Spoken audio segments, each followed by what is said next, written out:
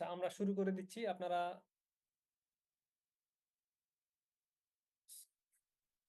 আপনারা একটু দেখেন, আমরা শুরু করে দিই আলোচনা। ফাইন্যান্সিয়াল অ্যাকাউন্টিং নিয়ে আমাদের এই যে একটা দুইটা ক্লাস হয়েছে, তারপরে তো একটা দীর্ঘ একটা গ্যাপ ছিল। তো সেই জন্য আমরা একটু তারপরে মনে করাই দিই আপনাদেরকে যে আমরা গত ক্লাসটাতে যে অ্যাকাউন্টিং এর যে ডেফিনেশন সেটা দেখাচ্ছিলাম, যে অ্যাকাউন্টিং ইনফরমেশন সিস্টেম আইডেন্টিফাই করে, রেকর্ড করে, কমিউনিকেট করে, ইত্যাদি ইত্যাদি। এই ডেফিনেশনটা এখানে দেয়া আছে। আর এরপরে আমরা যেটা দেখাচ্ছিলাম যে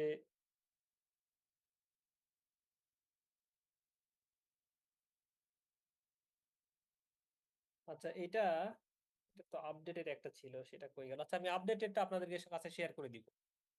এখানে আমরা ডেফিনেশন পড়েছিলাম, তারপরে অ্যাকাউন্টিং এর ইউজার। এইটা আমরা গত ক্লাসে আপনাদের যেটা ফিজিক্যাল ক্লাসে সেখানে দেখেছিলাম যে অ্যাকাউন্টিং এর ইউজার দুই ধরনের। একটা হচ্ছে এক্সটার্নাল ইউজার আর একটা হচ্ছে internal user. So internal user কারা? যারা হচ্ছে আহ প্রতিষ্ঠানের ভিতরের লোক, তারা হচ্ছে ইন্টারনাল ইউজার। যারা পলিসি মেকিং এর সঙ্গে জড়িত থাকে তারা হচ্ছে ইন্টারনাল ইউজার। আর এক্সটার্নাল হচ্ছে যারা কোম্পানির পলিসি মেকিং করতে পারে না বা পলিসি মেকিং এর সঙ্গে জড়িত না, তারা হচ্ছে এক্সটার্নাল ইউজার। তো এইটা ছিল আমাদের আলোচনা গত ক্লাসের। এরপরে আমাদের যেটা আলোচনা বা যেটাতে আমরা দেখানোর কথা, আমার মনে হয় যতদূর দেখাইছি আমরা, যে আমাদের যে অ্যাকাউন্টিং বা এই ডিসিশন মেকিং এর যে কোর্স যেটা, এটা যে স্টার্ট হবে, সেখানে আমাদের আহ এখানে এই যে পাঁচটা স্টেটমেন্ট বা পাঁচটা কম্পোনেন্ট আছে, এখানে দেখেন আপনারা স্ক্রিনে যে এই পাঁচটা কম্পোনেন্ট আমরা দেখতে পাচ্ছি। এই পাঁচটা কম্পোনেন্ট যদি আমরা শিখতে পারি, তাহলে অ্যাকাউন্টিং এর মোটামুটি 80% পড়া আমাদের এখানে হয়ে যাবে। একটা হচ্ছে স্টেটমেন্ট অফ ফাইন্যান্সিয়াল পজিশন। আপনারা কি আমার কথা শুনতে পাচ্ছেন তো নাকি? জি স্যার। হ্যাঁ। তো আমাদের যে অ্যাকাউন্টিং এর এই পাঁচটা statement, statement of financial position, statement of profit or loss বা আদার কম্প্রিহেন্সিভ ইনকাম, এটা থাকে পাশাপাশি। শুধু প্রফিট অর লস বললেও হয়, okay. Statement of changes in equity, statement of cash flow, আর notes to the above statement. এটা হচ্ছে নোটস যেটা সেটা। তো এইগুলা হচ্ছে কম্পোনেন্টস অফ ফাইন্যান্সিয়াল স্টেটমেন্ট। যদি আমরা বলি এই পাঁচটা আমরা শিখবো, এটা হচ্ছে আমাদের অবজেক্টিভ। এরপরে ডিসিশন মেকিং এর কিছু পার্ট থাকবে। এরপরে গত ক্লাসে অ্যাসেট এবং expense, revenue, liability, honours, equity, যে এই যে পাঁচটা স্টেটমেন্ট, এই পাঁচটা স্টেটমেন্টের মধ্যে এই পাঁচটা আইটেম থাকবে, সেটা আমরা বলেছিলাম। এবং গত ক্লাসে যতদূর মনে পড়ে আমার, যে আমরা এই অ্যাসেটের ডেফিনেশন দেখেছিলাম। আর যে এটা একটা লায়াবিলিটি স্যার, লায়াবিলিটি। লায়াবিলিটি, তাহলে এটা একটা resource control by the entity, যেটা ভবিষ্যতে বেনিফিট পাবো, ইত্যাদি ইত্যাদি। এই ডেফিনেশন দেখেছিলাম সেখানে। আমরা লেখানো হয়েছিল নাকি জানি না, আপনারা এখান থেকে এই এই যে এই ফাইলটা তো আপনাদেরকে শেয়ার করে দিব। এখান থেকে আপনারা cash, land, building, machinery, furniture ইত্যাদি, এই যে এই অ্যাসেটের নামগুলো একবার একটু দেখে নিতে হবে এইটা। এরপরে এক্সপেন্স। এখন আমরা লায়াবিলিটি ডেফিনেশন যেহেতু দেখিয়েছিলাম, এখন আমরা এক্সপেন্সের যে ডেফিনেশন সেটা একটু দেখি এখান থেকে। আপনারা দেখেন যে এক্সপেন্স বলতে আমরা কি বুঝি। এক্সপেন্স হচ্ছে বলছে যে expense expense are decreases in economic benefit. তাহলে খরচ সেটাই যেটা ইকোনমিক বেনিফিট কমাই দেয়। বেতন দিলাম, হ্যাঁ, এইটার বেতন দিলে ইকোনমিক বেনিফিট কমাই দিল কিভাবে? টাকা পকেট থেকে চলে গেল, ব্যবসা প্রতিষ্ঠানের পকেট থেকে টাকা বের হয়ে গেল, এই জন্য বলছে যে expense are decrease in economic benefit. বলছে ডিউরিং অ্যান অ্যাকাউন্টিং পিরিয়ড। তো অ্যাকাউন্টিং পিরিয়ড বলতে তো এটা একটা 2024 এটা একটা পিরিয়ড, যেমন 2025 এটা একটা পিরিয়ড হবে, জানুয়ারি থেকে ডিসেম্বর এরকম। তো একটা অ্যাকাউন্টিং সময়ের মধ্যে, পিরিয়ডের মধ্যে এই এক্সপেন্সের মাধ্যমে ইকোনমিক বেনিফিট কমে যায়, ডিক্রিজ হয়ে যায়। আচ্ছা, এটা কিভাবে হতে পারে? In the form of outflow.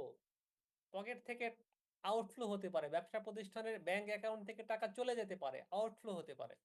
অথবা ডিপ্লেশন অফ অ্যাসেট, কোনো অ্যাসেটের ব্যবহার হইতে পারে, কোনো অ্যাসেটের ইউজের কারণে সেই অ্যাসেটের ভ্যালু কমে যেতে পারে, ক্ষয় হয়ে যেতে পারে, ডিগে হয়ে যেতে পারে। তাহলে এটার মাধ্যমেও এক্সপেন্স হতে পারে।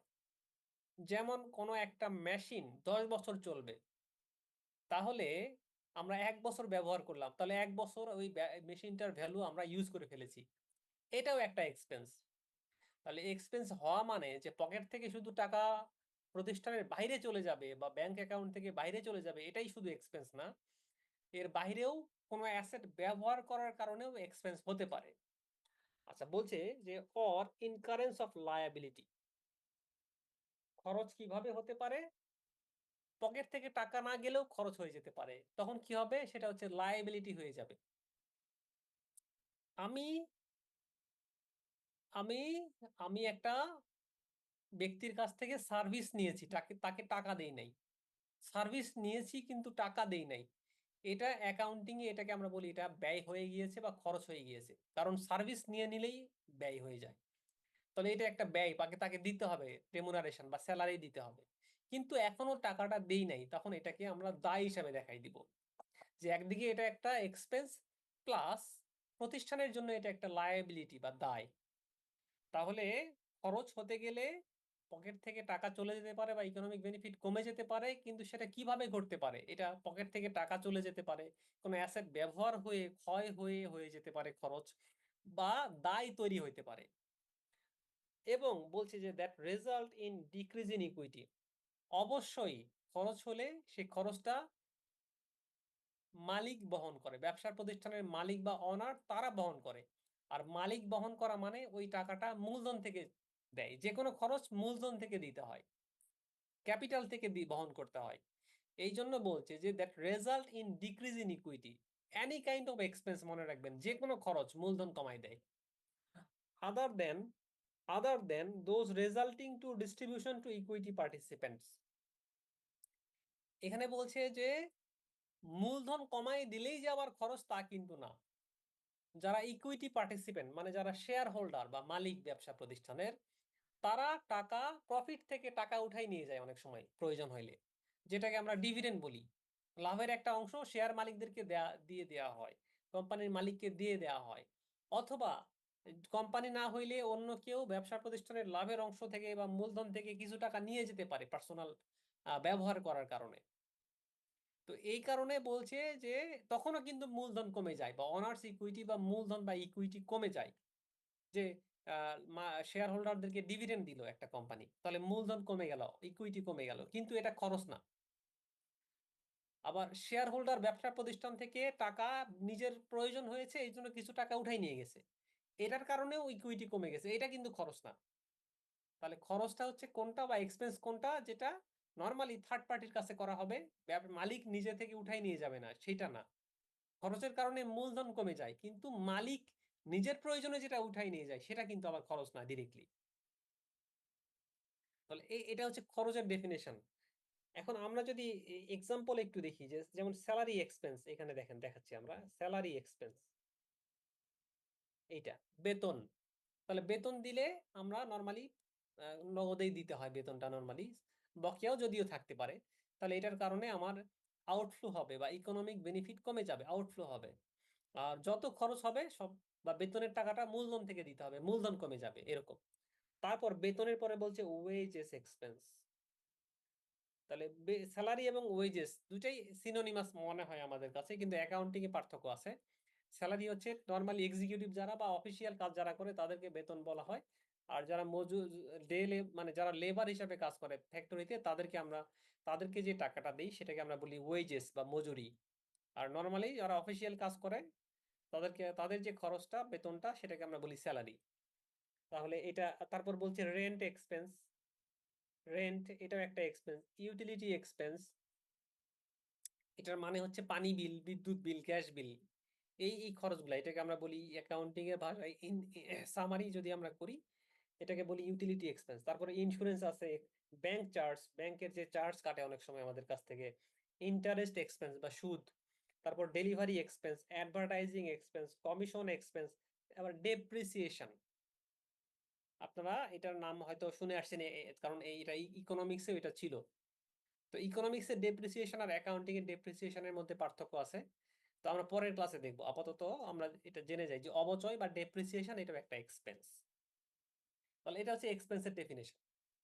এরপরে রেভিনিউটা ঠিক এক্সপেন্সের অপোজিট, ঠিক এটার উল্টা।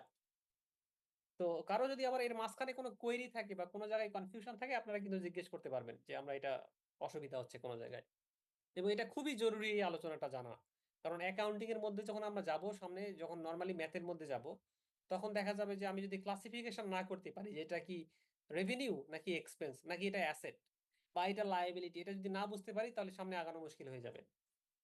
তো এখন রেভিনিউ ডেফিনেশনটা এখানে দেখেন যে রেভিনিউ বলতে আমরা কি বোঝাচ্ছি, যে revenue is increase in economic benefit, তাহলে এটা হচ্ছে ইনক্রিজ ইন ইকোনমিক বেনিফিট, আর এক্সপেন্স হচ্ছে decrease in an accounting period from the inflow, এটা ইনফ্লো হইতে পারে, আয় বা রেভিনিউ হইলে ইনফ্লো হতে পারে, অথবা এনহ্যান্সমেন্ট অফ অ্যাসেট, কোনো অ্যাসেট বেড়ে যেতে পারে। তো আমি একটা প্রোডাক্ট সেল করলাম, তাহলে আমার এটা একটা আয়, ইকোনমিক বেনিফিট বেড়ে গেল, ইনফ্লো আসলো, পকেটে টাকা আসলো। হুম অথবা অন্য কোনো অ্যাসেটের বিনিময়ে বিক্রি করতে পারি, এই জন্য বলছে যে enhancement of asset or decrease of liability, কোনো একটা আয়ের মাধ্যমে আমার দায়ও কমে যেতে পারে। হুম দায় কমে যেতে পারে, আয় হইলো এবং দায়ও কমে গেল। আয় আমি সেল করলাম, বিক্রি করলাম, বিক্রি করে তারপরে হচ্ছে এই টাকাটা দিয়ে একটা ঋণ পরিশোধ করে দিলাম, তখন আমার আয়ও হইলো এবার দায়ও কমে গেল ওই টাকা দিয়ে। আচ্ছা, আরেকটা বলছে যে যে কোনো আয় হলে ইনক্রিজ ইন ইকুইটি, ব্যয় হইলে যেমন মালিক সব ব্যয় বহন করে, ঠিক আয় হইলে সব আয় মালিকের পকেটে চলে যায়। তাহলে যত আয় হবে পৃথিবীতে, মনে রাখবো আমরা, যত ধরনের আয় হবে একটা কোম্পানির, সব আয়ের জন্য মালিকের মূলধন বেড়ে যাবে বা প্লাস হবে, ইকুইটি বেড়ে যাবে। আর অবশ্যই বলছে যে আয়টা হইতে হবে থার্ড পার্টির কাছ থেকে, যে মূলধন বাড়লেই যে আয় তা কিন্তু না। এখন ব্যবসা প্রতিষ্ঠানের মালিক, ব্যবসা প্রতিষ্ঠানের টাকা কমে গেছে, বাসা থেকে কিছু টাকা এনে ব্যবসা প্রতিষ্ঠানে দিয়ে দিছে, তাহলে ব্যবসা প্রতিষ্ঠানের মূলধন কিন্তু বেড়ে গেছে, এটা কিন্তু আয় না। তাহলে আয় হওয়ার জন্য শর্ত হচ্ছে মূলধন বাড়তে হবে, কিন্তু মূলধনটা বাড়বে কিভাবে, আয়টা হবে কিভাবে, ফ্রম থার্ড পার্টি, মালিক ব্যবসাতে টাকা দিয়ে বাড়াই দিছে ব্যবসার মূলধন, এটা আয় না ব্যবসার জন্য। আয় অবশ্যই হতে হবে থার্ড পার্টির কাছ থেকে। যেমন এখানে বলছে সেলস রেভিনিউ, এটা হচ্ছে নর্মালি আমরা যদি বলি পৃথিবীতে কোম্পানির যে মেইন আয় সোর্স অফ ইনকাম, ইনকাম বা রেভিনিউ সোর্স দুইটা, যদি তারা প্রোডাক্ট সেল করে তাহলে সেটাকে আমরা বলি সেলস রেভিনিউ, আর ওই কোম্পানিটা যদি সার্ভিস দেয় তাহলে আমরা বলি সার্ভিস রেভিনিউ। আর এর বাইরে কিছু অন্যান্য আদার ইনকাম থাকতে পারে, যেমন ব্যাংক ইন্টারেস্ট রিসিপ্ট, ব্যাংকে টাকা জমা ছিল সেখানে কিছু সুদ পেয়ে গেছি আমরা, বা কোনো একটা কোম্পানির শেয়ার কিনে রেখে দিছি সেখান থেকে ডিভিডেন্ড পেয়ে গেছি, কোম্পানির লভ্যাংশ দিয়েছে, লাভের একটা অংশ দিয়ে দিয়েছে আমাকে, তাহলে ডিভিডেন্ড পেয়ে গেছি, এইটাও এক ধরনের আয় বা রেভিনিউ। তাহলে আমরা রেভিনিউ বলতে বুঝলাম যে এটা একটা ইকোনমিক বেনিফিট বেড়ে যাওয়া, ইনক্রিজ ইন ইকোনমিক বেনিফিট, একটা অ্যাকাউন্টিং পিরিয়ডের মধ্যে মধ্যে যার মাধ্যমে নর্মালি ব্যবসা প্রতিষ্ঠানের ইনফ্লো হয়, টাকা আসে, বা কোনো একটা অ্যাসেট তৈরি হয়ে যায়। টাকাই যে শুধু দিতে হবে তা না, অন্য কোনো সম্পদও দিতে পারে, দিয়ে মানে সে প্রোডাক্ট নিতে পারে বা সার্ভিস নিতে পারে। আর একটা হচ্ছে সেলস রেভিনিউ, এটা সেলস রেভিনিউ, এটা হচ্ছে example, service revenue example mainly.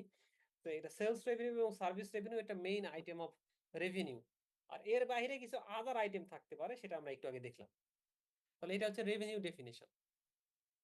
এরপরে গত ক্লাসে আমরা লায়াবিলিটি ডেফিনেশনটা দেখে আসছিলাম, যেটা একটা স্যার অব্লিগেশন। ডিভিডেন্ডটা একটু বললেন। আচ্ছা, ডিভিডেন্ডটা হচ্ছে যে মনে করেন যে একটা কোম্পানি একটা কোম্পানিতে আমি শেয়ার কিনে রেখে দিছি, হ্যাঁ, আমি একটা কোম্পানিতে শেয়ার কিনে রেখে দিছি, শেয়ার, একটা কোম্পানির 10,000 শেয়ার কিনেছি আমি, আর এটার টাকার ভ্যালু একটা আছে। তো ওরা কোম্পানি কি করছে, আমি যে শেয়ার কিনে রেখে দিছি এর বিনিময়ে তারা আমাকে ডিভিডেন্ড দিয়েছে, মানে শেয়ার কিনলে, আমি যে শেয়ার কিনলাম তাকে যে ব্যবসা করার জন্য কোম্পানিকে টাকা দিলাম, এর বিনিময়ে আমি কি পাবো, পাবো হচ্ছে ডিভিডেন্ড। ওই কোম্পানি যদি লাভ করে লাভের একটা অংশ আমাকে দিয়ে দিয়েছে, যে ওই কোম্পানিতে আমার 10,000 শেয়ার ছিল, এক একটা শেয়ারে 2 টাকা করে ডিভিডেন্ড দিছে আমাকে, তাহলে 10 × 2, তাহলে আমি ডিভিডেন্ড পেয়ে গেছি 20,000 টাকা। এটা আমার একটা ইনকাম বা রেভিনিউ এই জন্য বলছে যে ডিভিডেন্ড রিসিপ্ট এটাও একটা রেভিনিউ বা আয়, কিন্তু এটা খুবই নগণ্য আদার ইনকামের টাইপের আর কি, মানে খুব ছোট অ্যামাউন্ট। মেইনলি ইনকাম হচ্ছে দুইটা থেকে আসবে, একটা হচ্ছে সেলস রেভিনিউ আর একটা হচ্ছে সার্ভিস রেভিনিউ, এই দুইটা আইটেম থেকে আসবে। বুঝতে পারতেছি নাকি আরো কনফিউশন আছে? যদি থাকে তারপরে বলতে পারেন, অন্য এক্সাম্পল দিব না হলে।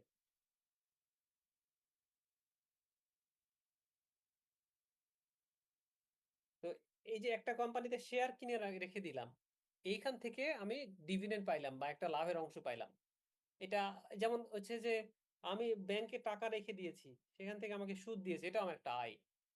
আমি টাকাটা ব্যাংকে না রেখে অন্য কোম্পানির শেয়ার কিনেছি, সেখান থেকে ওই কোম্পানি ডিভিডেন্ড দিয়েছে, সেটাও আমার একটা আয়। ডিভিডেন্ড কিন্তু রিসিভ করেছি, হ্যাঁ, ডিভিডেন্ড দেই নাই, রিসিভ করেছি আমি, সেই জন্য এটা আয় আমার জন্য। আর এরপরে যে ক্লাসিফিকেশনটা ছিল সেটা হচ্ছে লায়াবিলিটি। লায়াবিলিটি যেটা, যে প্রেজেন্ট অব্লিগেশন, যেখানে ফিউচারে আউটফ্লো হবে, কোম্পানির জন্য টাকা চলে যাবে। যেমন আমরা গত ক্লাসে এক্সাম্পল দিয়েছি, bank loan, account payable, bond payable, ইত্যাদি ইত্যাদি, স্যালারি পেয়েবল, যে কোনো পেয়েবল, যে কোনো টাকা বা যে কোনো সার্ভিস নিয়েছি সেখানে টাকা দেই নাই, এটাই হচ্ছে আমার দায়। বা ঋণ নিয়েছি, টাকা দেই নাই, পেমেন্ট করি নাই, করতে হবে, এটা হচ্ছে আমার জন্য দায়, লিগালি করতে হবে। এখন আসেন আমার জন্য যে অনার্স ইকুইটি বা মালিকের মূলধন, অনার্স ইকুইটি এটা। তো অনার্স ইকুইটিতে যেটা আসবে, যে বা মালিকের মূলধন বলতে আমরা কি বোঝাই বা ইকুইটি বলতে কি বোঝাই, যে এটা বলছে it is the contribution from owner. মালিক ব্যবসাতে যতটুকু কন্ট্রিবিউট করে সেটাই হচ্ছে মালিকের মূলধন। ব্যবসাতে মালিক যেটা কন্ট্রিবিউট করে সেটাই ব্যবসার মূলধন বলছে। তাহলে এটা হচ্ছে একটা, যে কন্ট্রিবিউশন ফ্রম ওনার, এটা একটা। তারপরে এটার সঙ্গে plus residual amount which left after deducting expense from revenue, after expense from revenue, expense.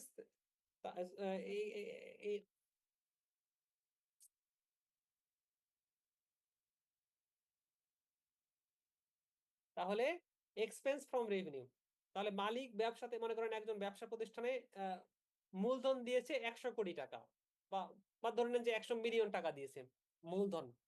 এখন এইটা হচ্ছে তার ব্যবসা প্রতিষ্ঠানে, সে টাকা দিয়ে ব্যবসা শুরু করেছে, ব্যবসা প্রতিষ্ঠানে টাকা দিয়ে শুরু করেছে।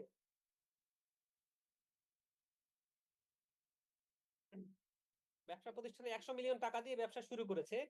এখন এই টাকার যারা কাজে লাগায় তারা আবার ইনকাম করেছে।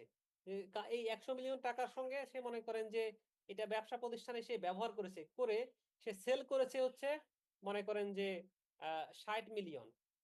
আর এখানে আবার খরচ হয়ে গেছে তার 20 মিলিয়ন, বা এক্সপেন্স হয়ে গেছে। তাহলে এখান থেকে 60 থেকে 20 মিলিয়ন বাদ দিয়ে 40 মিলিয়ন থেকে গেল এইটা।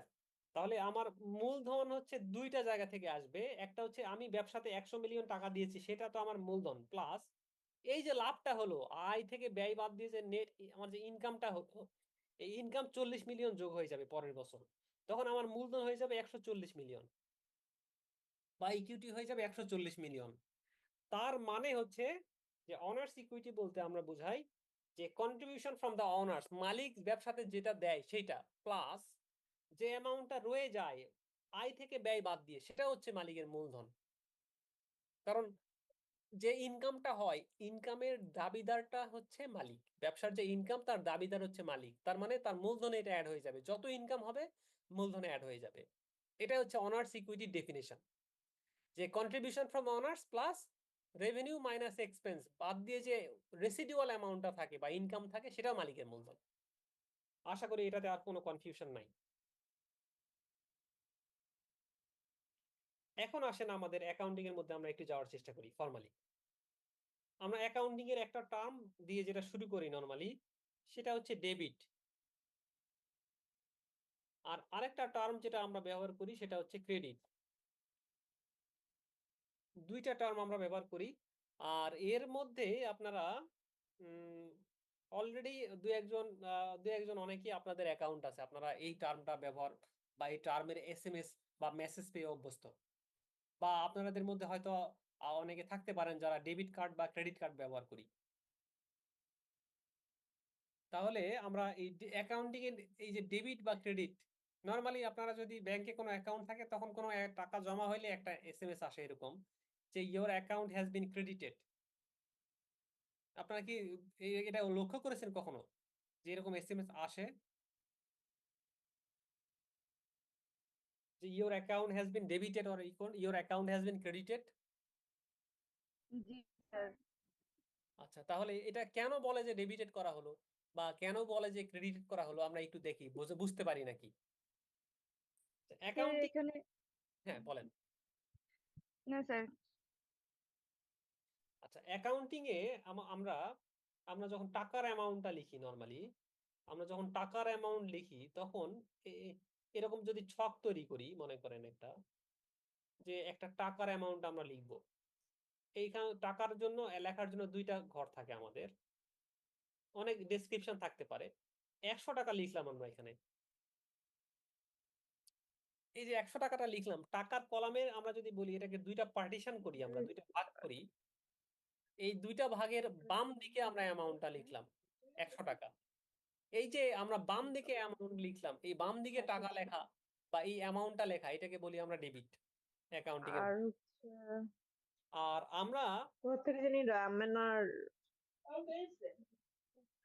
দেন, আমি কিনছি সবাই একই ক্যাফে হাটের সামনে একটা লোক বসে না? এই পাশে যে box। আচ্ছা, নাফিসা বিনতে কে আপনি একটু মিউট করে একটু ইয়া করেন। হুম, আচ্ছা ওকে।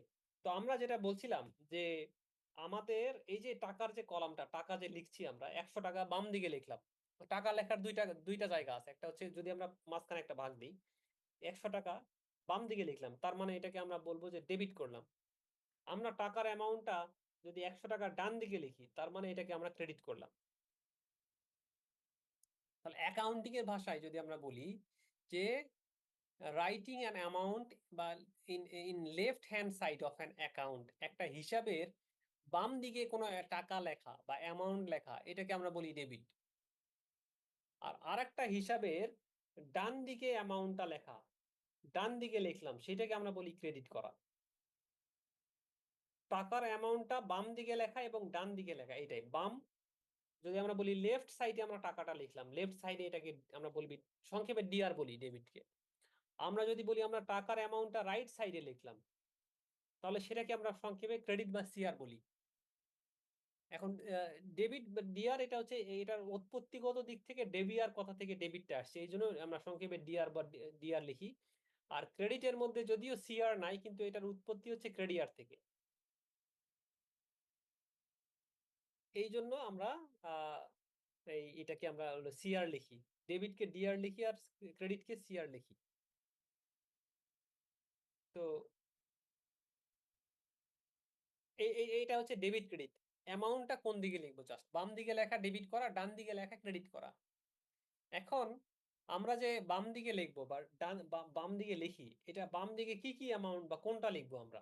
হুম, এটা হচ্ছে যে আমরা যদি একটা শর্টকাট বলি, কিন্তু এটা আবার পরীক্ষায় মানে এভাবে আপনারা লিখেন না কখনো যে কোনটা ডেবিট হবে কোনটা ক্রেডিট হবে। এটা মনে রাখার জন্য একটা আমরা টেকনিক অনেক সময় মনে করাই দিই, যেহেতু আপনারা ফরমালি এভাবে অনেকে হয়তো পড়ে আসেন নাই, তাদের জন্য বিশেষ করে। সেটা হলো যে আমরা বলি যে এরকম, দুনিয়ার সব হবে হচ্ছে ডেবিট বা ডিআর, সংক্ষেপে ডেবিট বা ডিআর।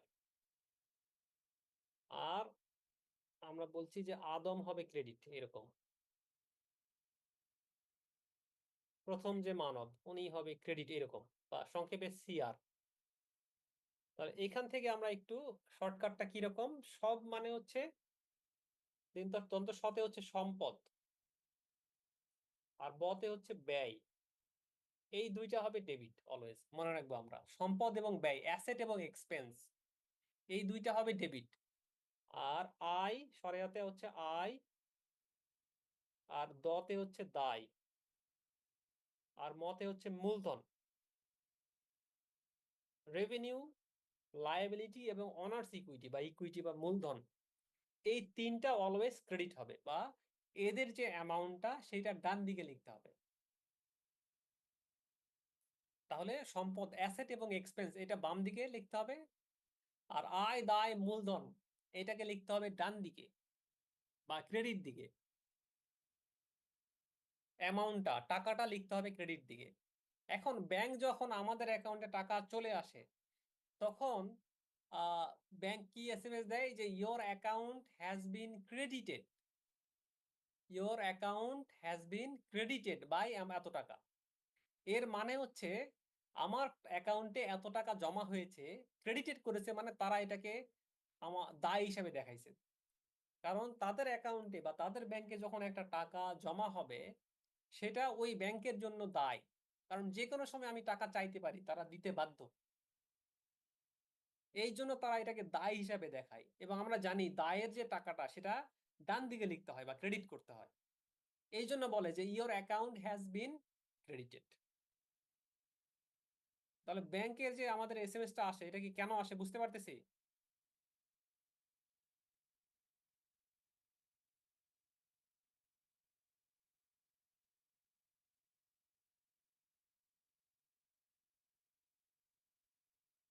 তো আমাদের নেটওয়ার্ক তো আছে না, কোনো অসুবিধা তো নাই? আচ্ছা, ওকে, ফাইন। তো এখন আমরা তাহলে আসি, তাহলে আমাদের কি হবে, যে সম্পদ এবং ব্যয় ডেবিট হবে, মানে অ্যামাউন্টটা বাম দিকে লিখতে হবে। এখন আমরা যেটা বলি যে এখানে এখানে দেখেন যে অ্যাসেট এবং এক্সপেন্স, এটা হচ্ছে নর্মাল ব্যালেন্স বা নর্মালি এটা ডেবিট হবে, বাম দিকে থাকবে, এদের টাকাটা বাম দিকে থাকবে। আচ্ছা, আর যদি এটা ইনক্রিজ হয়, আমরা যদি ইনক্রিজ যদি হয়, তাহলে তো নর্মাল সম্পর্ক বেড়ে গেছে, তখন ডেবিটই থাকবে। কিন্তু যদি কোনো কারণে সম্পদ কমে যায় বা কোনো কারণে ব্যয় কমে যায়, তাহলে উল্টা হয়ে যাবে, রিভার্স হয়ে যাবে। এটা একটু মনে রাখবো আমরা। যদি কোনো কারণে ডিক্রিজ হয়ে যায়, তখন রিভার্স হয়ে যাবে, তখন এটাকে ক্রেডিট হয়ে যাবে তখন। আবার আমরা জানি যে লায়াবিলিটি আর ইকুইটি আর রেভিনিউ, এই তিনটা অলওয়েজ ক্রেডিট, অ্যামাউন্ট গুলা ডান দিকে লিখতে হয়। যদি বেড়ে যায় তাহলে তো ক্রেডিটই হবে, এটাতে কোনো সন্দেহ নাই, যদি বেড়ে গেলে ক্রেডিটই হবে। কিন্তু যদি কোনো কারণে এটা কমে যায়, কোনো দায় কমে যায় বা ইকুইটি কমে যায় বা রেভিনিউ কমে যায়, তখন এটাকে বাম দিকে লিখতে হবে বা ডেবিট করতে হবে তখন। তাহলে নর্মাল ব্যালেন্স বা নর্মালি যেটা ডেবিট, সেটা তো ডেবিটই, বাড়লেও ডেবিট। নর্মালি ক্রেডিট, বাড়লেও ক্রেডিট, কিন্তু কমে গেলে উল্টা হয়ে যাবে। যেটা বাড়ার কথা বা নর্মাল থাকার কথা সেটা তো থাকবেই, বা বাড়লেও সেটা নর্মালি হবে, কিন্তু কমে গেলে উল্টা হয়ে যাবে, এটা একটু মাথায় রাখতে হবে। যেমন অ্যাসেট ডেবিট হওয়ার কথা বা বাম দিকে থাকার কথা, এটা এখন কমে গেল, তাহলে এটাকে ডান দিকে অ্যামাউন্ট লিখতে হবে, টাকার অ্যামাউন্টটা ক্রেডিট করতে হবে বা ডান দিকে লিখতে হবে। যেমন হচ্ছে লায়াবিলিটি, এটা হচ্ছে আমার ক্রেডিট, বা ডান দিকে অ্যামাউন্টটা লিখতে হবে। কোনো কারণে দায় কমে গেল বা পরিশোধ করে দিলাম, তখন অ্যামাউন্টটা বাম দিকে লিখতে হবে বা ডেবিট করতে হবে, উল্টে যাবে তখন। এই যে সামারি, এই সামারিটা একটু আমাদেরকে মনে রাখতে হবে।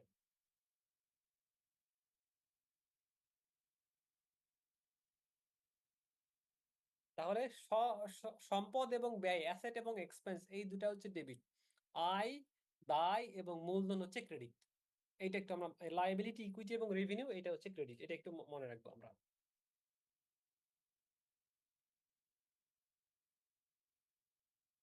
আচ্ছা, একটু আগে তো আমরা বলেছি যে ডেবিট ক্রেডিট, এটা হচ্ছে ল্যাটিন যে টার্ম ডেবিয়ার ক্রেডিয়ার থেকে উৎপত্তি হয়েছে, এই জন্য সংক্ষেপে ডেবিয়ার থেকে ডেবিট ডিআর, আর সংক্ষেপে ক্রেডিটের সংক্ষেপে আমরা সিআর ব্যবহার করব। ডেবিটকে ব্যবহার করব ডিআর, ক্রেডিটকে সিআর। আর ডেবিটের মধ্যে আর নাই, কিন্তু উৎপত্তির দিক থেকে আর নেওয়া হয়েছে এখানে, যে ডিআর বা ডেবিট, এইটা। তো আরেকটা জিনিস আসছে আমাদের অ্যাকাউন্টিং এর একটা কথা, যেটা আমরা ডাবল এন্ট্রি বলা হয়, ডাবল এন্ট্রি সিস্টেম।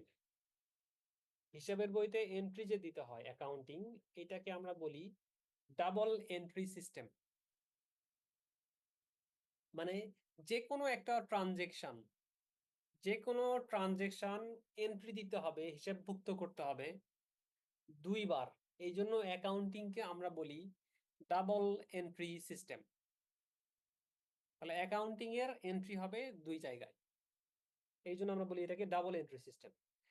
আচ্ছা, এটা আরেকটা জিনিস এখানে যেটা করতে হবে, যে আমরা যখন যে কোনো অ্যাকাউন্টিং এর স্টেটমেন্ট তৈরি স্যার, করব, এটা আরেকবার একটু বলা যাবে স্যার, ডাবল এন্ট্রি সিস্টেমের ব্যাপারটা?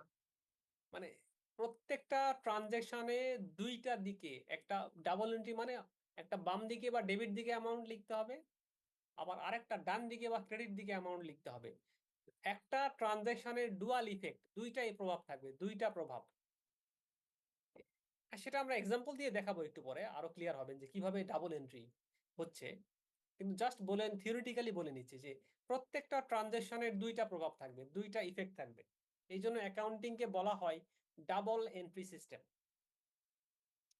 এখন আরেকটা কথা এখনই মনে রাখবেন, এটা এর পরবর্তীতে যত স্টেটমেন্ট আসবে, অ্যাকাউন্টিং এর যে কোনো স্টেটমেন্ট তৈরি করতে গেলে সেই প্রতিষ্ঠানের নাম, তিনটা জিনিস থাকে, প্রতিষ্ঠানের নাম, এরপরে কি স্টেটমেন্ট তৈরি করছি আর সময়টা কত, এই তিনটা জিনিস।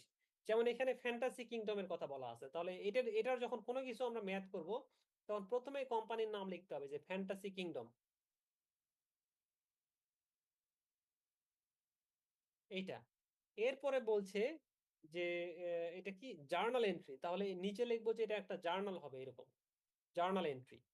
এরপরে কোন মাসের জন্য, জুলাই, তাহলে এখানে টাইমটা লিখতে হবে জুলাই 1, 2020। এটা আমরা তাহলে মাথায় রাখবো যে অ্যাকাউন্টিং এর যে কোনো স্টেটমেন্ট তৈরি করতে গেলে কোম্পানির নাম বা প্রতিষ্ঠানের নাম বা ব্যক্তির নাম, কি স্টেটমেন্ট তৈরি করছি আর কোন সময়ের জন্য তৈরি করছি, এই তিনটা লাইন থাকতে হবে। এটা একটু মাথায় আপনারা হলো যে মনে রাখবেন সবসময়।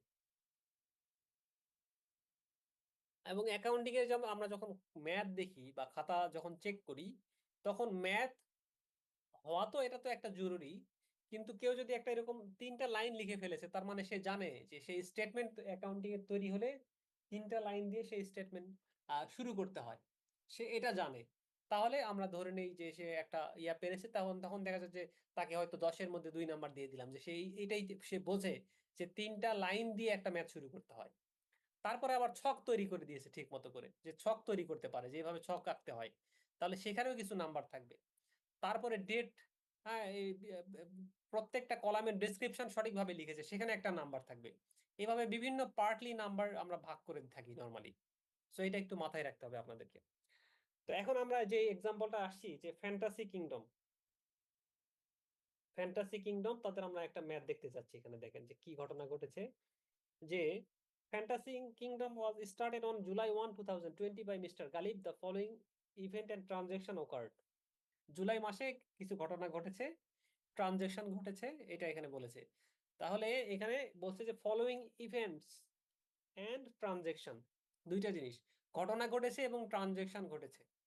তার মানে এখান থেকে আমরা বুঝতে পারছি যে অ্যাকাউন্টিং এর মধ্যে মানে একটা ব্যবসা প্রতিষ্ঠানের অনেকগুলা ইভেন্টস বা ঘটনা ঘটতে পারে, কিন্তু সব ইভেন্টস ট্রানজেকশন না। অ্যাকাউন্টিং এ আমাকে যেটা মানিটারি টার্মে যেটাকে আমরা মেজার করতে পারি, সেটাই অ্যাকাউন্টিং এর ট্রানজেকশন হিসাবে আসে। অনেকগুলো ঘটনা ঘটতে পারে, আমার ম্যাথের মধ্যে অনেক ঘটনা থাকতে পারে, কিন্তু সব ঘটনা অ্যাকাউন্টিং আসবে না। এইটা একটু আপনারা যেন মাথায় রাখেন। তাহলে এখানে জুলাই 1-এ কি বলছে, যে mister Ghalib invested 3,50,000 cash in the business, ব্যবসাতে ক্যাশ দিয়েছে 3,50,000 টাকা। তারপর আবার হচ্ছে পারচেজ ল্যান্ড, জমি কিনেছে। ইনকার্ড অ্যাডভার্টাইজিং এক্সপেন্স, বিজ্ঞাপন ব্যয় এটা দিয়েছে। তারপর হচ্ছে পেইড স্যালারি, এমপ্লয়িকে স্যালারি দিয়েছে। Receive 89,000 cash for park entry fee, এই যে ফ্যান্টাসি কিংডম পার্ক, সেই পার্কে এন্ট্রি ফি বাবদ সে 89,000 টাকা পেয়ে গেছে। তারপর বলছে যে প্রিপেয়ার জার্নাল এন্ট্রি, এটার হচ্ছে এন্ট্রি দিতে বলছে, জার্নাল দিতে বলেছে। তাহলে আমাদের অ্যাকাউন্টিং এর যে এন্ট্রি, বা এটাকে বলা হয় যে অ্যাকাউন্টিং এর ডোর বা প্রবেশদ্বার যেটাকে বলা হয়, যেটার মাধ্যমে অ্যাকাউন্টিং এ আমরা প্রবেশ করি, সেটাকে বলা হয় জার্নাল। ইনিশিয়ালি জার্নালটা হচ্ছে কি, বা জার্নাল বলতে আমরা কি বুঝাই, যে ডেট ডেট ডেট ওয়াইজ প্রত্যেকটা ডেট সিরিয়ালি লিখে প্রত্যেকটা ট্রানজেকশনের অ্যাকাউন্টিং এর বইতে প্রাথমিকভাবে এন্ট্রি দেওয়া, প্রাইমারিলি যে এন্ট্রিটা হয় সেটাকে আমরা বলি জার্নাল। তাহলে এখানে জার্নাল এন্ট্রি দিতে বলেছে এখানে মিস্টার গালিবের যে এই যে এক্সাম্পলটা আমরা দেখছি। তাহলে প্রথম যে ইয়াটা কি, আমরা একটা একটা করে যাই। যে প্রথম প্রথম ইয়াটা কি, যে mister Ghalib invested 3,50,000 cash in the business. তো এটা আমরা কিভাবে ম্যাথটাতে আগাবো, এই যে এখানে দেখেন, এই যে পরের পেজে একটা ছক তৈরি করে দিয়েছি অলরেডি আমাদের সময়টা বাঁচানোর জন্য, যে জুলাই 1, 4, 8, 30, 30 এরকম করে দিয়ে দিয়েছি আমরা। তাহলে প্রথম হচ্ছে কোম্পানির নাম, journal entry for the month of July 2020, এটা দিলাম। দেওয়ার পরে date, description, reference, debit, credit. Debit মানে যেটা বাম দিকে লেখা অ্যামাউন্টটা, বাম দিকে কোনটা কোনটা লিখি, অ্যাসেট এবং এক্সপেন্স। ক্রেডিট মানে ডান দিকে লেখা, ক্রেডিট এই কলামটাই কিন্তু ডান দিকে দেখেন, টাকার কলামটা, আর ডেবিট হচ্ছে বাম দিকের কলাম। তাহলে টাকার কলাম দুইটা, একটা বাম দিক একটা ডান দিক। তাহলে এইটা আমাকে একটু মাথায় রাখতে হবে যে আমি ডেবিটে লিখবো না বাম দিকে লিখবো টাকাটা, নাকি ডান দিকে লিখবো। তখন আমাকে প্রশ্ন করতে হবে যে এটা তো, এটা কি অ্যাসেট নাকি এক্সপেন্স নাকি লায়াবিলিটি নাকি রেভিনিউ। যদি অ্যাসেট হয় বাম দিকে লিখতে হবে, যদি লায়াবিলিটি হয় ডান দিকে লিখতে হবে, এভাবে আগাইতে হয় আমার। তো এখন আমরা প্রথম যে ডেট জুলাইয়ের 1 তারিখ সেটা দিয়ে আগাই। জুলাইয়ের 1 তারিখে কি করেছিল, যে ব্যবসাতে বিনিয়োগ করেছে 3,50,000 টাকা ক্যাশ। এই জুলাইয়ের 1 তারিখে 3,50,000 টাকা মিস্টার গালি ব্যবসাতে ইনভেস্ট করেছে। তো আমরা বলেছি অ্যাকাউন্টিং এর ডাবল এন্ট্রি বা দুইটা দিক থাকে, দুইটা পার্টি থাকে, দুইটা পক্ষ থাকে, বা দুইটা দিক থাকে আসলে। দিকটা কি এখানে, যে 3,50,000 টাকা ব্যবসাতে বিনিয়োগ করেছে, তাহলে এটার দুইটা দিক হচ্ছে, একটা হচ্ছে এটা হচ্ছে অনার্স ইকুইটি। এটা ব্যবসাতে মালিক যা দেয়, আমরা একটু আগে ডেফিনেশনে দেখে আসছি, ব্যবসাতে মালিক যতটুকু কন্ট্রিবিউট করে টাকা দেয় সেটা হচ্ছে মালিকের অনার্স ইকুইটি। প্লাস ব্যবসা প্রতিষ্ঠানের এই যে যখন ক্যাশ টাকা দিয়েছে, ব্যবসা প্রতিষ্ঠানের ক্যাশ বাক্সের মধ্যে ক্যাশ টাকাও চলে আসছে। তাহলে এই যে 3,50,000 টাকা বিনিয়োগ করলো, এই বিনিয়োগ থেকে ব্যবসা প্রতিষ্ঠানে দুইটা জিনিস প্রভাবিত হয়ে গেছে, একটা হচ্ছে মালিকের মূলধন, আর আরেকটা হচ্ছে ক্যাশ টাকা। এই দুইটা এখানে এলো যে পক্ষ। এখন আমরা যদি বলি যে ক্যাশ টাকা, ব্যবসা প্রতিষ্ঠানের ক্যাশ টাকা 3,50,000 টাকা, ব্যবসা প্রতিষ্ঠানের কথা যদি আমরা বলি যে এটা একটা ব্যবসা প্রতিষ্ঠান, এখানে মালিক 3,50,000 টাকা ক্যাশ টাকা দিয়েছে, তাহলে ব্যবসা প্রতিষ্ঠানের যে ক্যাশ টাকা বা ক্যাশ বাক্স বা এই টাকাটা বেড়েছে না কমেছে? তোর বেড়েছে। বেড়েছে। বেড়েছে। আচ্ছা, ক্যাশটাকে যদি আমি প্রশ্ন করি যে ক্যাশ, তুমি তো 5টা ক্যাটাগরি আছে অ্যাকাউন্টিং এর, তুমি কি লায়াবিলিটি, তুমি কি অ্যাসেট, নাকি তুমি কি এক্সপেন্স? অ্যাসেট। অ্যাসেট। তাহলে এটাকে আমরা প্রথমত এভাবে লিখবো আমরা যে ক্যাশ এটা একটা অ্যাসেট, তাহলে যেহেতু অ্যাসেট এবং অ্যাসেট বেড়ে গেছে, তাহলে এটা ডেবিট হবে না ক্রেডিট হবে? ক্রেডিট। ক্রেডিট কোনটা হয় মনে আছে, কোনটা ক্রেডিট হয়? ডেবিট হবে স্যার। অ্যাসেট। এটা তো ক্যাশটা হচ্ছে একটা অ্যাসেট, ক্যাশ টাকা এটা একটা অ্যাসেট। হ্যাঁ, এখন আমরা যদি ব্যবসা প্রতিষ্ঠানের কথা চিন্তা করি, ব্যবসা প্রতিষ্ঠান, ব্যবসার মালিক, এটা আরেকটা জিনিস এখনই বলে দিই তাহলে আপনাদের আরো ক্লিয়ার হবে ডিসিশন নেওয়া। মালিকের কার্যক্রম, হ্যাঁ মিস্টার গালিব, ওনার কার্যক্রম সম্পূর্ণ আলাদা, আর ব্যবসার কার্যক্রম আলাদা। মালিক আলাদা, ব্যবসা কিন্তু আলাদা নামে, ব্যবসা ব্যবসার নামে চলবে, মালিক মালিকের মতো চলবে। এখন মিস্টার গালিব 3,50,000 টাকা ব্যবসাতে দিয়ে দিয়ে দিছে, তাহলে ব্যবসা, আমরা কিন্তু ব্যবসার জার্নাল দিচ্ছি, এটা মনে রাখবেন, আমরা ব্যবসার জার্নাল দিচ্ছি বিজনেসের। তাহলে বিজনেসের 3,50,000 টাকা ক্যাশ বা অ্যাসেট, এটা বাড়লো না কমলো? বিজনেসের দিক থেকে চিন্তা করলে, ব্যবসা বাড়ছে। গালিবের না কিন্তু বাড়ছে ব্যবসা স্যার। বাড়ছে। তাহলে অ্যাসেট, অ্যাসেট বেড়ে যাচ্ছে, তাহলে অ্যাসেট বা আমরা যদি বলি যে সম্পদ, এটা যদি বেড়ে যায়, তাহলে আমরা এই তো সামারিটা আরেকবার দেখে আসি, তাহলে আমার আমার আবার মনে পড়বে। ক্রেডিট। অ্যাসেট এবং এক্সপেন্স নরমালি ডেবিট, যদি বেড়ে যায় তাহলে অবশ্যই ডেবিট হবে, কিন্তু যদি কমে যায় অ্যাসেট তাহলে উল্টে যাবে, যেটা ডেবিট হওয়ার কথা সেটা ক্রেডিট হয়ে যাবে। লায়াবিলিটি এটা হচ্ছে ক্রেডিট, এগুলা বাড়লেও ক্রেডিট, কিন্তু কমে গেলে উল্টা উল্টা হয়ে যাবে, ডেবিট হয়ে যাবে। তাহলে এখানে অ্যাসেট কি বেড়ে গেছে না কমে গেছে?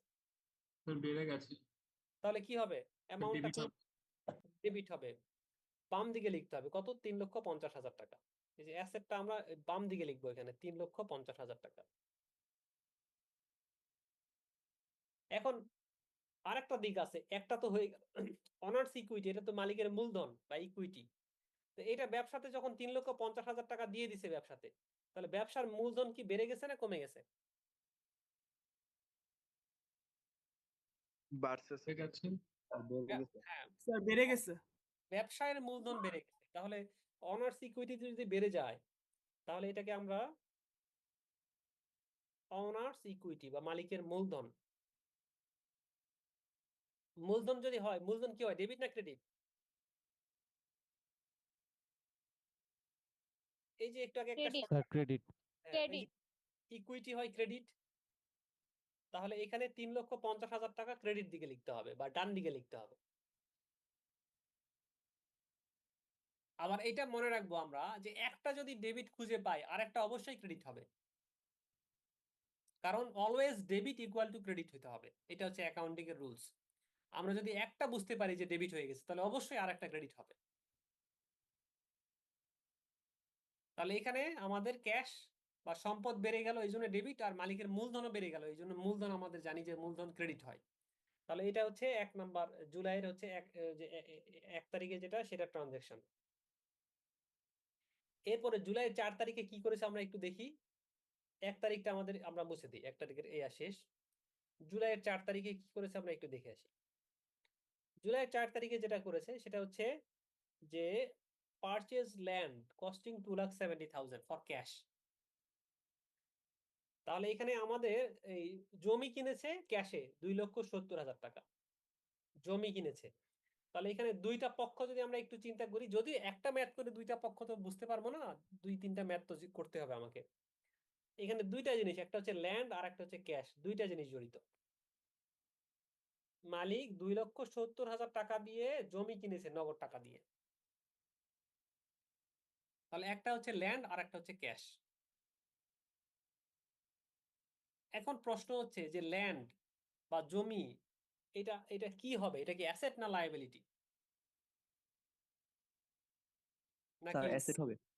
Land asset sir.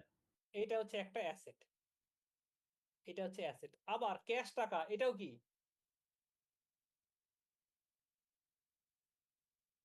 দুইটাই অ্যাসেট। এটা কি বুঝতে পারতেছি? স্যার এটা একটু আবার বলেন। এখানে যে দুইটা জিনিস জড়িত এই ট্রানজেকশনের মধ্যে, একটা হচ্ছে ল্যান্ড, জমি কিনেছে, আর একটা হচ্ছে নগদ টাকা দিয়ে কিনেছে। তাহলে ল্যান্ড যে কিনেছে এটা তো অ্যাসেটই। আবার যে ক্যাশ টাকা যে যাওয়া আসা হয়েছে সেটাও কিন্তু ক্যাশ। আমরা অ্যাসেটের ডেফিনেশন আমরা হয়তো যেহেতু অনেক আগে পড়ে আসছি এই জন্য ভুলে গেছি, যে যেখানে ভবিষ্যতে বেনিফিট পাওয়ার কথা সেটা হচ্ছে আমার অ্যাসেট। তাহলে এখানে যে ক্যাশ টাকা জড়িত ছিল সেটাও একটা অ্যাসেট। এখানে যে জমি কিনেছি জমিটা তো অ্যাসেট। ক্যাশ টাকা যে আমাদের ট্রানজেকশনে যে ব্যবহার করেছি সেটাও তো একটা অ্যাসেট ছিল ব্যবসা প্রতিষ্ঠানের, নাকি?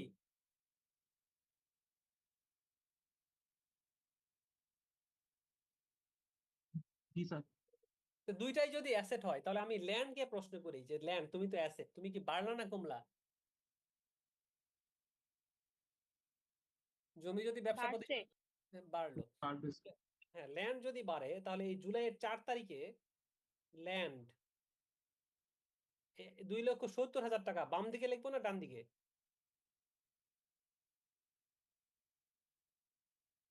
সম্পদ বাম দিকে লিখবো, 2,70,000 টাকা বাম দিকে লিখবো, কারণ আমরা জানি যে অ্যাসেট বা সম্পদ যদি বেড়ে যায় ডেবিট হয়। নর্মালি ডেবিট বা বাম দিকে লিখতে হয়, যদি বেড়ে যায় তাহলেও ডেবিট হবে, এই জন্য বাম দিকে লিখবো। আর এই ক্যাশ টাকা 2,70,000 টাকা ব্যবসা প্রতিষ্ঠান থেকে চলে গেছে। তো এই এই ক্যাশ তাকে বললাম যে তুমি তো অ্যাসেট, তুমি কি বেড়ে গেছো না কমে গেছো? কমে গেছে স্যার, তো স্যার ক্রেডিট হবে। হ্যাঁ, ক্যাশ বা সম্পদ এটা তো ডেবিট, কিন্তু কমে গেলে হয়ে যাবে ক্রেডিট।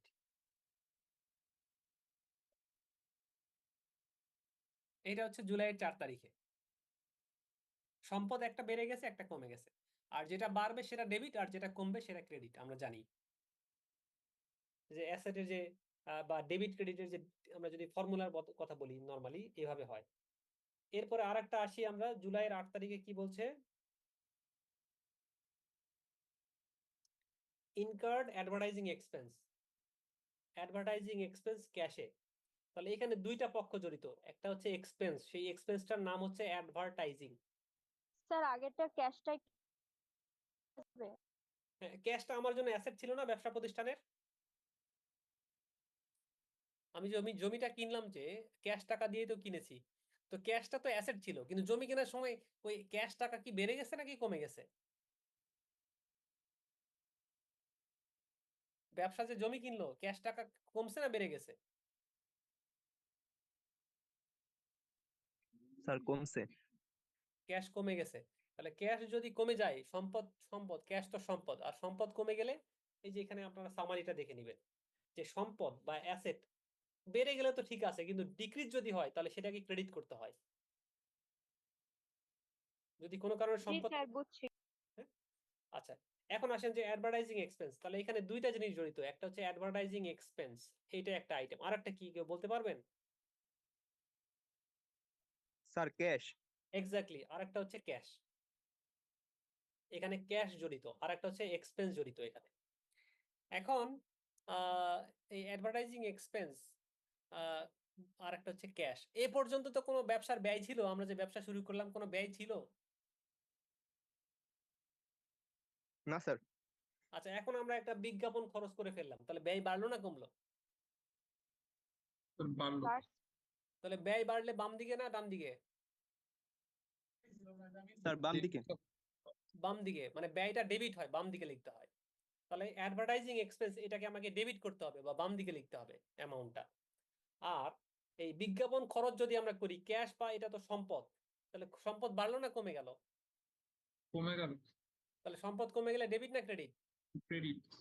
ক্রেডিট। তাহলে এখানে যে জার্নালটা আমাকে করতে হবে সেটা হচ্ছে যে অ্যাডভার্টাইজিং এক্সপেন্স ডেবিট, অ্যাডভার্টাইজিং।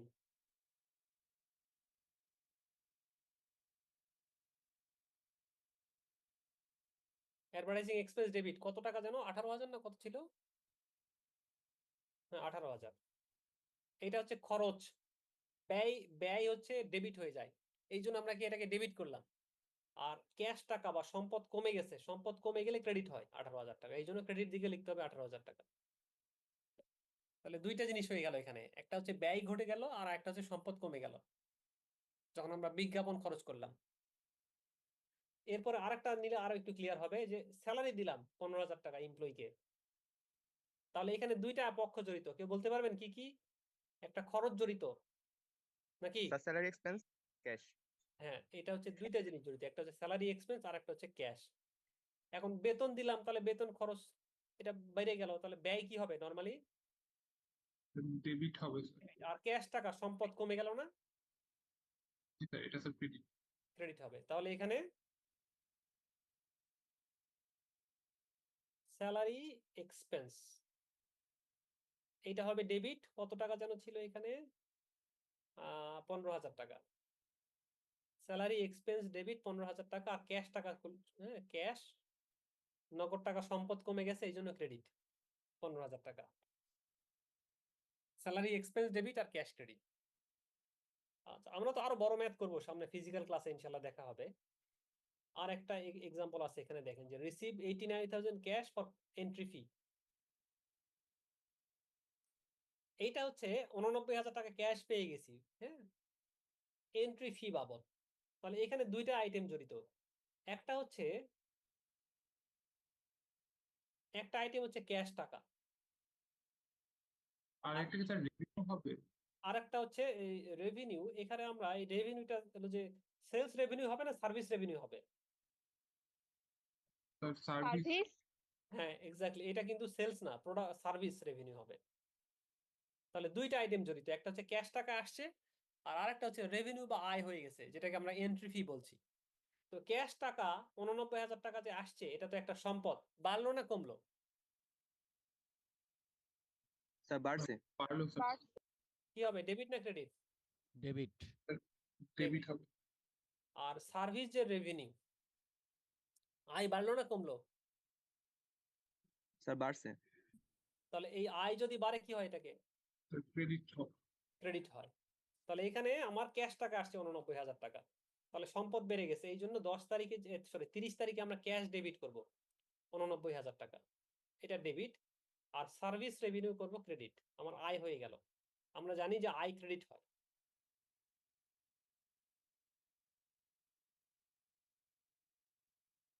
এই হচ্ছে আমার পাঁচটা, 1 2 3 4 5টা জার্নাল। স্যার লাস্টেরটা একটু আবার বলা যাবে? হ্যাঁ অবশ্যই বলা যাবে। একটা হচ্ছে যে আমি আমার পার্কে, আমি তো একটা পার্কের, এটা তো হলো যে পার্ক, তাহলে পার্কের আয় হবে হচ্ছে এন্ট্রি ফি দিয়ে, মানুষ পার্কে প্রবেশ করবে টিকিট কেটে, সেটাই তো আয়। ওই মাসে আমি দেখলাম যে 89,000 টাকা ক্যাশ টাকা পেয়ে গেছি, মানুষ পার্কে ঘুরতে আসছে, টিকিট কেটে, ওই টিকিটের মূল্য হচ্ছে 89,000 টাকা। তো এখানে আমি দুইটা জিনিস, একটা হচ্ছে ক্যাশ টাকা পেয়ে গেছি, এখানে আমরা পেয়ে গেছি ক্যাশ টাকা, হ্যাঁ। তো আর আরেকটা হচ্ছে যে এটা একটা আয়, ব্যবসা, ওই যে পার্কের জন্য এটাই আয়, যে পার্কে মানুষ ঘুরতে আসবে, এটাই তো আয়। তো 89,000 টাকা যখন ক্যাশ পেয়ে গেছি, ক্যাশ তো একটা সম্পদ, তাহলে ক্যাশ টাকা বেড়ে গেছে, ব্যবসা প্রতিষ্ঠানের সম্পদ বেড়ে গেছে। আমরা জানি যে সম্পদ ডেবিট হয় বা বাম দিকে লিখতে হয়, বেড়ে গেলেও বাম দিকে লিখতে হয়। এই জন্য ক্যাশটাকে আমরা ডেবিট করেছি 89,000 টাকা। আর এটা একটা আয়, পার্কের জন্য আয়। আর আমরা ডেবিট ক্রেডিটের যে ফর্মুলা দেখেন, যে রেভিনিউ বা আয়, এটা কি হয়? ক্রেডিট। ক্রেডিট হয়।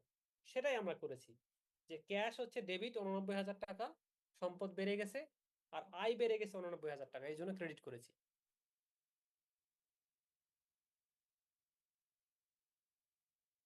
বুঝতে পারতেছি কি? জি স্যার।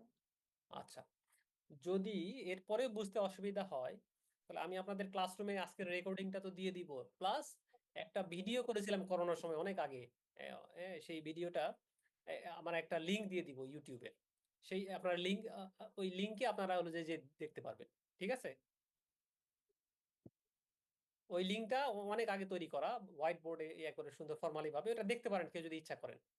মানে আবার এটা এরকম না যে ইউটিউব চ্যানেলে সাবস্ক্রাইব করতে হবে। আমি বলি যে do not subscribe my YouTube channel, আমি ইউটিউব থেকে কোনো ইনকাম করি না, জাস্ট আপনাদেরকে দেখানোর জন্য।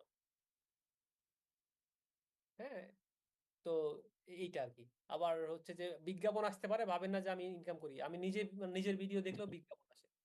মানে এটা ইনকামের কিছু না, জাস্ট আপনাদেরকে দেখানোর জন্য কিছু ভিডিও বানাইছিলাম সেই সময়। তো ওইটা আমি শেয়ার করে দিব। আপনারা যদি কারো এই ডেবিট ক্রেডিট নিয়ে কোনো কনফিউশন হয়, সেই ভিডিওটা দেখলে আশা করা যায় এই কনফিউশনটা দূর হয়ে যাবে আবার আরো। প্লাস এই ভিডিওটা তো আজকের রেকর্ডিং থাকবে, এটাও দেখে নিতে পারবেন। দেখে নিলে আরো ক্লিয়ার হয়ে যাবে আশা করা যায়। তো তাহলে আজকে এই পর্যন্ত থাক। অনলাইন ক্লাস বেশিক্ষণ আমি নেই না নর্মালি। মানে এটা অনলাইন অনেক সময় ইফেক্টিভ হয় না, অনেকে এই ক্লাসে মনোযোগ দেয় না, ইফেক্টিভ হয় না এখন। এই জন্য আসলে বেশিক্ষণ এটা নিয়ে লাভ নাই খুব একটা। তো তাহলে আজকে এই পর্যন্তই থাক, নাকি? Okay sir. Okay sir. ঠিক আছে তাহলে। আসসালামু আলাইকুম স্যার। স্যার, আসসালামু আলাইকুম।